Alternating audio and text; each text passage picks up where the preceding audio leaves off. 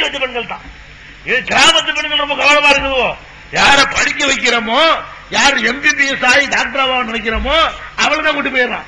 அப்ப இந்த பெண்களை பொறுத்த வரைக்கும் சும்மாச்சு நான் செத்து போயிருவேன் போதும், நான் கடத்துல செத்துருவேன் அப்படிலாம் போயிடாது, நான் வந்துடுறேன். இதான் இவனுடைய இந்த பலவீனத்தை புரிஞ்சுக்கிட்டு நான் செத்துருவேன் பயங்காட்டிய அவன் பாட்டுக்கு அதை கொடுத்துட்டு இருக்கிறான், நடந்துகிட்டு இருக்கு. இப்ப எதுக்கு இதை சொல்ல வர்றேன், பெண்கள் ஈஸியாக ஏமாற்றப்படுவார்கள். அதுலயும் ஒரு இடத்துல சம்பளத்துக்கு வேலைக்கு போனா படிக்க போற இடத்துலயே இப்படின்னு சொன்னா, சமமாக இருந்து பணியாற்றக்கூடிய அதிகார வேலைகளை இந்த மாதிரி சொன்னா, ஒரு முதலாளிட்ட போய் 50 ரூபாய் சம்பளத்துக்கு போய் நிற்கும் பொழுது பல்ல காட்டும் பொழுது இன்னொரு 50 ரூபாய் சேர்த்துறேன்னு சொல்லும் பொழுது முடிஞ்சு வச்சுக்காத. அப்ப இந்த மாதிரி ஏமாந்து போய் இந்த கவர்ச்சியில வீழக்கூடிய தன்மை பெண்கள்கிட்ட ரொம்ப அதிகமா இருக்குது. இந்த கவனத்துல கொண்டு உங்க சமுதாயத்தை காப்பாற்றணும். அப்ப விபச்சாரம் நடக்கு, தப்பு நடக்குதுன்னா அதுக்கு என்ன காரணம்? முதல்ல இந்த முடிவுக்கு வா. நான் விட மாட்டேன். அரபு நாட்டுல யார் சம்பாதிக்கிறான்? ஆம்பளை மட்டும் தானே சம்பாதிக்கிறான். ஒரு ஆம்பளை சம்பாதிக்கிறான், உன்னோட நல்லா இருக்கானா இல்லையா? ஒரு ஆம்பளை மட்டும் தான், பொம்பளை சம்பாதிக்கிறது கிடையாது. எல்லா அரபு நாடுகள்லையும் அவர்கள் உன்னை விட நல்லா இருக்காங்களா இல்லையா? எல்லா வகையிலையும், காசு, பணம், அந்தஸ்து, செல்வாக்கு எல்லாத்துலையும் அல்ஹம்துலில்லாஹ் அல்லாஹ் நல்லா வச்சிருக்கிறான். அப்ப அல்லாஹ் ரப்புல் ஆலமீன் இந்த பெண்களுக்காக நீ பொறுப்பேற்றுக் கொள்ளும் பொழுது உன்னுடைய ரிஸ்கை அவன் அதிகமாக்குறான், உனக்கு சேர்த்து தர்றான். அப்ப இந்த அடிப்படையை மாத்தாம நடக்குது கத்தி வேலை இல்ல. முதல்ல நிறுத்து, நாளைக்கே நிறுத்து. நீ சேர்த்து இன்னொரு 8 மணி நேரம் சேர்த்து ஓட. நீ எதுக்கு ஆம்பளை பிறந்திருக்கிற, எதுக்கு அப்பனா இருக்கிற, எதுக்கு அண்ணனா இருக்கிற? 8 மணி நேரம் உழைச்சு பத்தலையா, இன்னொரு 8 மணி நேரம் சேர்ந்து ஓட. 2 மடங்கு உழைச்சுக்கா, உன் பொண்டாட்டி காப்பாத்து, உன் அக்கா தங்கச்சி காப்பாத்து, உன் குடும்பத்தை காப்பாத்து, உன் பிள்ளைய காப்பாத்து. அப்ப அந்த மாதிரியான ஒரு மனநிலைக்கு ஒரு ஆம்பளை வந்துட்டான்னு சொன்ன பெண்களை வேலைக்கு அனுப்ப வேண்டிய நிலைமை உருவாகுமா? உருவாகாது. அப்ப பெண்களை வேலைக்கு அனுப்புறதை நீங்க நிப்பாட்டாத வரைக்கும் அந்த வாசலை திறந்து போட்டுட்டு நீ 1000 தான். இஸ்லாத்துல ஒண்ணு இருக்குது, ஒட்டகத்தை கட்டி போட்டுட்டு தான் தவக்கல் வைக்கணுமா. வேற வேற மார்க்கத்தில் அப்படி சொல்ல மாட்டாங்க. ஒட்டகம் இருக்குல்ல, ஒட்டகத்தை என்ன செய்யணுமா, நல்ல பலமான கயிற்றை கொண்டாந்து கட்டி போட்டு இந்த கயிற்றை அத்துக்கிட்டு ஓடிடக்கூடாதுல, அதுக்கு தான் அல்ல மேல நம்பிக்கை வைக்கணும். நம்ம வாட்டி ஒட்டகத்தை அல்ல பாத்துக்குவாங்க, அல்ல பாத்துக்குவாங்க. அப்போ கடையை திறந்து விட்டு போவோம் பார்ப்போம். அப்ப கடையை மட்டும் எப்படி பாதுகாக்கிற? அட உன் கடையை மட்டும் எப்படி பாதுகாக்கிற? எத்தனை பூட்டு போடுற? அப்ப கடைக்கு போடுற பூட்டு மாதிரி தானே உன் மானத்துக்கும் மரியாதைக்கும் கௌரவத்துக்கும் போடணும்.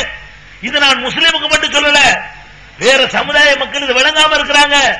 எல்லா சமுதாயத்து பெண்களும் இந்த ஆண் வர்க்கத்தினால் ஏமாற்றப்பட்டு சந்திகளை நிறுத்தப்படுகிறது, அன்றாட நடந்து கொண்டிருக்கிறது.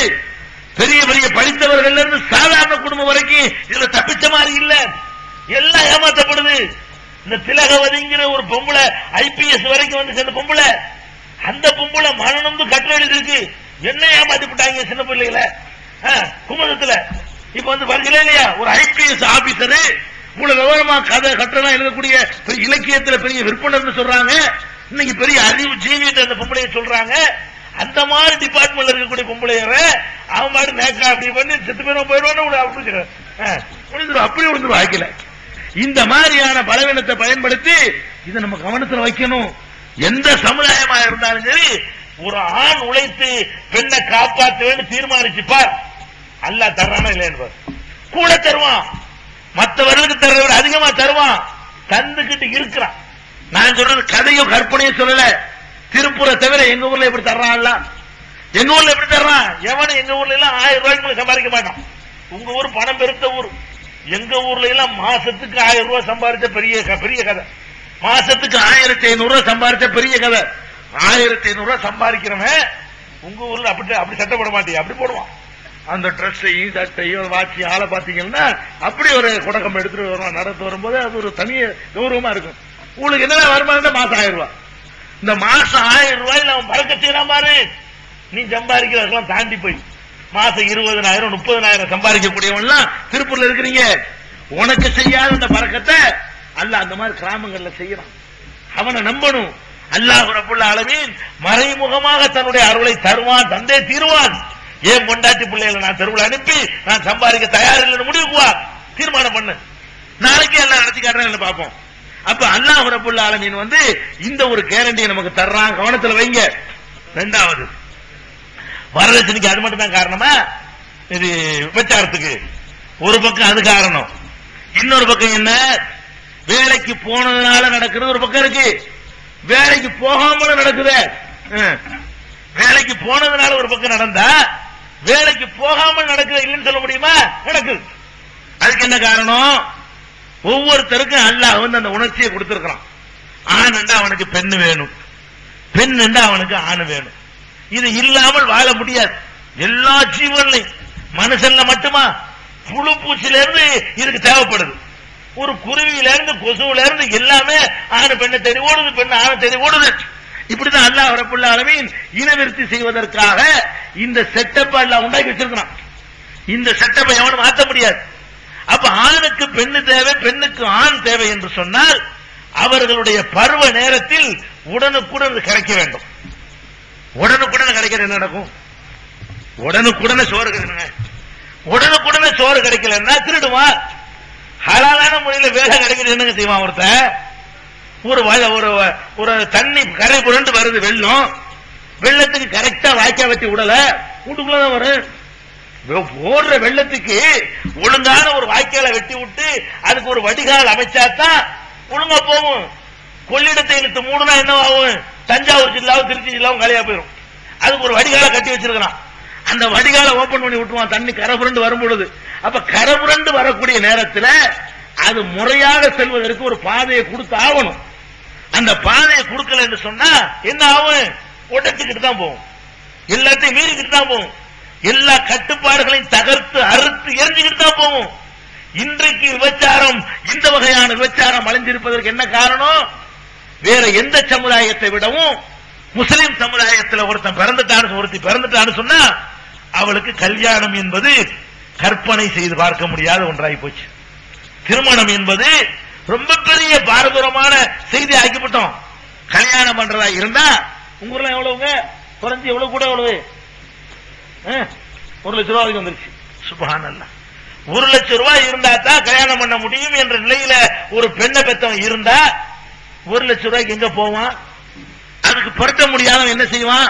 வீட்டுல 5 குமரு 5 குமரை வச்சிருக்க கூடியவன் எப்படி அவன் வந்து 5 குமர கரைய 5 லட்சத்துக்கு எங்க போவான்?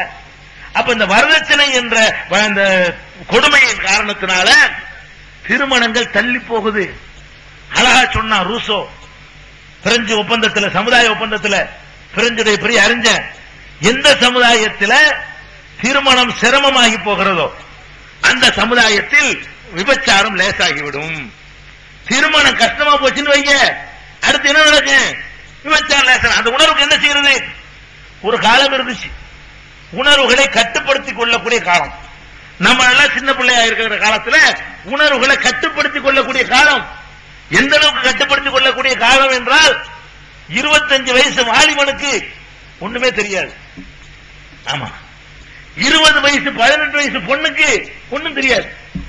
கல்யாண அன்னைக்கு இவனுக்கு கிளாஸ் நடத்துவாங்க. மாப்பிள்ளைக்கு யாரை விட்டு? ஏற்கனவே கல்யாணமான ஆளை கூட்டு வர சொல்லி கொடுப்பா, கல்யாணம் பண்ண போறாங்க சொல்லி கொடுப்பா, இவன் சொல்லி கொடுப்பான். கல்யாணம் பண்ணா என்னென்ன செய்யணும். அதே மாதிரி பொம்பளைகளுக்கு ஒண்ணும் தெரியாது. அந்த காலத்துல நாங்கெல்லாம் சின்ன பிள்ளையா இருக்கிற காலத்துல எங்களுக்கு கிளாஸ் நடத்துவாங்க கல்யாண பருவத்துல. இந்த மாதிரி ஒரு காலம் இருந்துச்சு.